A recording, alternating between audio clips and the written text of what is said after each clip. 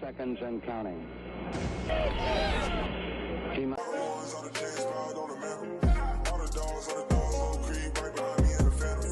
Hey, what's good, yo? Welcome back to another video. It's Anish and joined with Roman, and we have an absolute news bomb for you guys. The Texans have fired head coach Lovie Smith, and this is pretty crazy because after this game, I thought, okay, he's going to get fired on Monday, but the Texans wasted no time in firing Lovie Smith. Not even 12 hours did they take to fire him, and so he's gone. He's one and done in Houston, just like David Culley. And many might think that the Texans are not desirable just because of the job security, as in it seems like people are going to have high expectations right from the get-go, and if they don't have good results that they're going to get fired. But I feel like with Culley and Lovie Smith in particular, they're not I don't think they were considered to be like the long-term solution. They were just considered as stopgaps as the Texans try to navigate through their whole Deshaun Watson situation, the bad contracts handed by Bill O'Brien, just figuring all that out.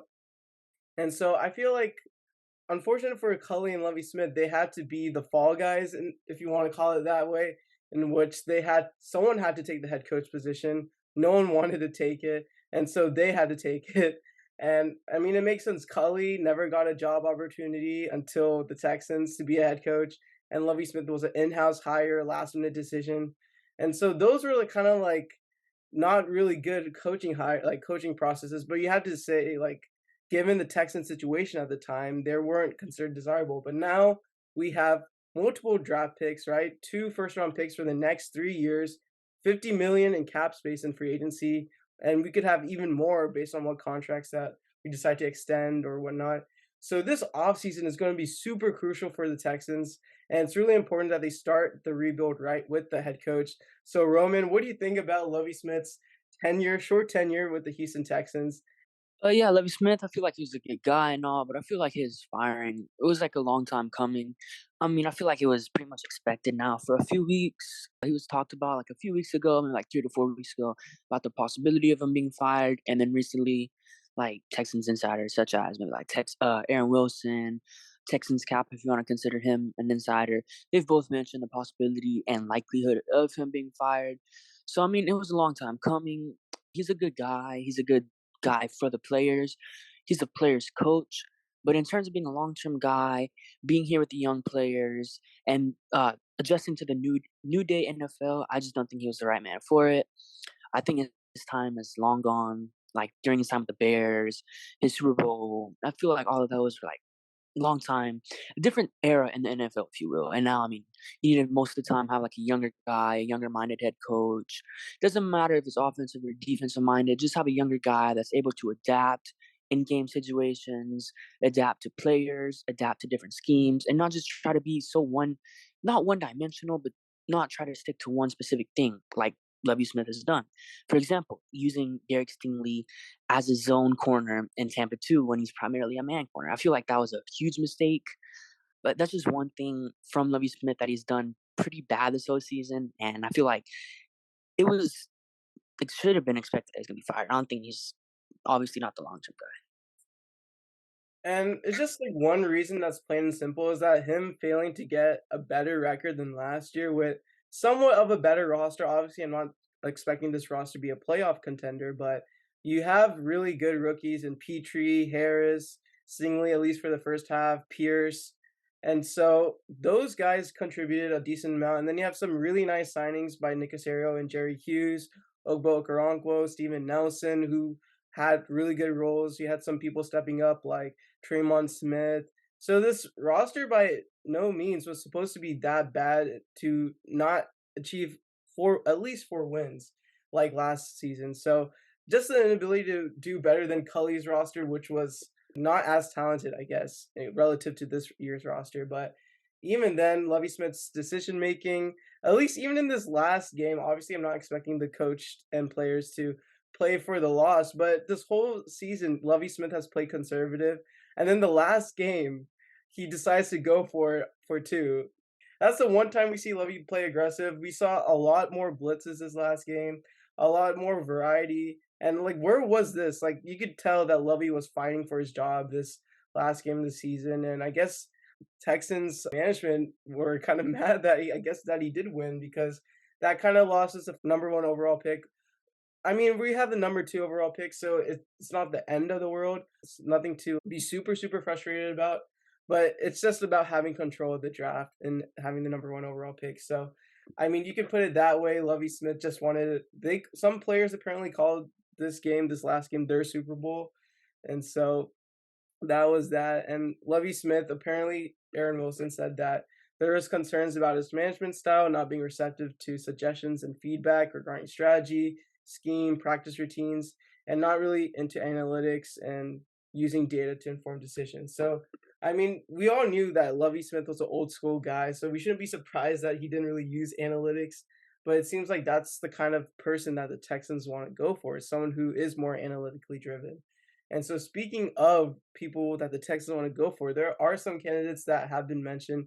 Aaron Wilson lists Jonathan Gannon and Ben Johnson, offensive coordinator for the Lions, Jonathan Gannon, defensive coordinator for the Eagles. And as you all know, Gannon, he did interview with us twice in the last coaching cycle, so he's probably the lead candidate for us. And Ian Rappaport does mention D'Amico Ryans as a possibility, and he also mentions Jonathan Gannon. So Roman, out of those names, and you can name other people if you want, but out of those guys, who do you like as a future Texans head coach?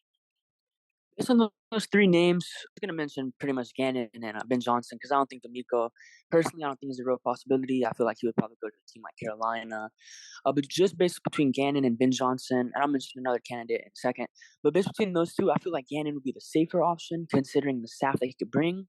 Aaron Wilson released an article last night actually naming some possible offensive coordinator and defensive coordinator that Jonathan Gannon could bring, and those names consisted of Frank Reich to be the OC, Mike Zimmer to be the defense coordinator, and possibly bringing Brian Johnson, the Eagles QB coach, to be, I guess, the Texans QB coach slash play caller, if you will. So I think just based on that staff alone, I think Gannon would probably be my favorite just because of that staff. But I think Ben Johnson, he should be also a name that's worth looking at, like, very closely. We've seen him coach a hell of a season for the Lions as an offensive coordinator. He's still pretty young. He's still only like what 36, 37. Has the age in his favor. Good guy, offensive minded. And if we were for sure to draft a quarterback like maybe Bryce Young or CJ Stroud, I feel like or Ben Johnson would be the way to go. I guess you could still go that route with Jonathan Gannon, considering we'd have an experienced offensive coordinator and a good QB coach coming from Philadelphia who helped Jalen Hurts progress. But based on those 2, I really like both, but probably Gannon's because of the staff. And another name that I want to mention is Shane Steichen, the Philadelphia Eagles offensive coordinator. He's done a lot of magic for Jalen Hurts this season, helping him transition more into a more comfortable situation, getting him some weapons, getting him some easy completions when needed, setting up that offense around him, using his skill sets, using his rushing ability, using all of his strengths to help him. And I feel like if we were to draft a quarterback or even keep Mills, if you will, I feel like Shane Steichen could help any quarterback that we have play to their strengths and make the offense just run faster and just more comfortable for them. But yeah, between those 2/3, I think Gannon, but it's a long off season. I'm sure there's gonna be other names that are thrown into the mix. I'm not really too sure of who else. I guess we'll see more come in the coming weeks, but those 3/2, those are probably mine. And this is pretty unprecedented for a GM to have three head coach hirings. But yeah, like you said, I want to like 10. I would rather favor offensive minded head coach for a change. Just getting a new rookie quarterback, I think that'd be perfect. But Jonathan Gannon, a lot of Eagles fans are kind of split on him. They either say that look at our defense, it's like one of the best in the league. But then some say like, oh, we have such a talented defense. How are we not doing like even better than this? Some people think that he's not optimizing the talent good enough, but then other people are like, look at the defensive stats; they speak for themselves. So people are kind of split on Gannon. I wouldn't mind him at all, but I would rather like to see someone like Ben Johnson because look at what they just pulled off against the Packers as we're recording this video. They just beat the Packers and sent them home, and they didn't even have to. They were already eliminated from the playoffs, so that just goes to show you what he's done with that Lions roster, that offense. And what he's done with someone like Jared Goff, who a lot of people wrote off earlier the season, and what he's been doing this season has been really incredible. So, well, yeah, that's pretty much it for the video. Let us know what you thought of Lovie Smith, and you can pretty much expect a full clean house after this. So Pep's gone. I don't know about Frank Ross because his special teams unit did good, but you could probably expect a clean house after this. But that's it for the video. Let us know your thoughts on this news, and as always, be sure to like, subscribe, and turn on post notifications. Thank you all for watching. Peace.